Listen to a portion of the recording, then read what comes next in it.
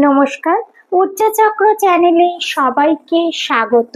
আজকে একটা নতুন এক্সপিরিয়েন্স, আকাশিক রেকর্ডস এর এক্সপিরিয়েন্স তোমাদের সাথে শেয়ার করব বলে এলাম। তো আজকে যে মানুষটার আকাশিক রিডিং করলাম, সেই মানুষটি 30 থেকে 32 বছরের একটি ছেলে। তার কোয়েশ্চেন ছিল যে তার বাবাকে সে কেন সহ্য করতে পারে না। তার বাবা তাকে লাইফে অনেক কিছু দিয়েছে, তাকে প্রতিষ্ঠিত করেছে, কিন্তু তাও তার বাবার সামনে গেলে সে কেন ইরিটেট হয়ে যায়। তো এই রিডিং যখন এই প্রশ্নটা নিয়ে তার আকাশিকটা খোলা হলো, সেখানে দেখতে পাওয়া গেল একটি মানুষ, 20 থেকে 22 বছরের একটি ছেলে কাউকে একজন হার্ম করছে। তো তাকে জিজ্ঞাসা করা হলো যে তার বাবার এরকম কোনো লাইফে পাস্ট হিস্ট্রি আছে কিনা, যে সে কাউকে কোনো একটা সময় হার্ম করেছিল কিনা।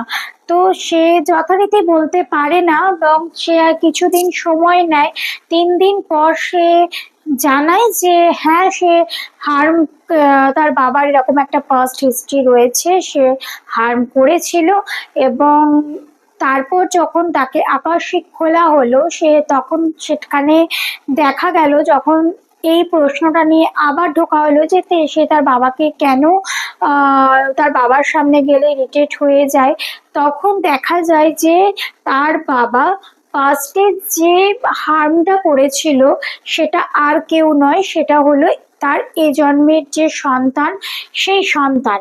তো তাকে অনেকভাবে বোঝানো হয়, এবং বোঝানোর পর তাকে সে এখনো প্রসেসে রয়েছে, একটা হিলিং প্রসেসে সে রয়েছে।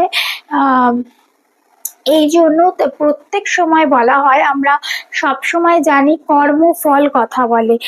আমাদের কিন্তু আমরা লাইফে ছোট বড় যা কিছু করে থাকি, সব কিন্তু আমাদের কোথাও একটা লেখা থাকে, কোথাও আমাদের লাইফে ডায়েরি আছে, সেখানে কিন্তু লেখা থাকে। তো কারোর সাথে যদি আমরা খারাপ করি তবে খারাপভাবে ফল দেবে, তা কারোর সাথে যদি ভালো করি তবে ভালোভাবে ফল দেবে।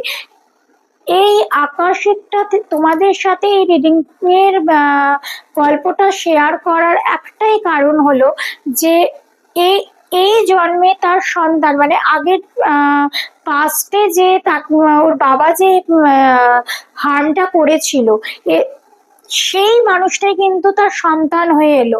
এবং সেই সন্তান যখন কোনো বাবা মার সাথে মিসবিহেভিয়ার করে, সেটা কিন্তু খুব দুঃখজনক হয়, এবং এটা সারা জীবন ধরে কিন্তু বাবা ভোগ করছে।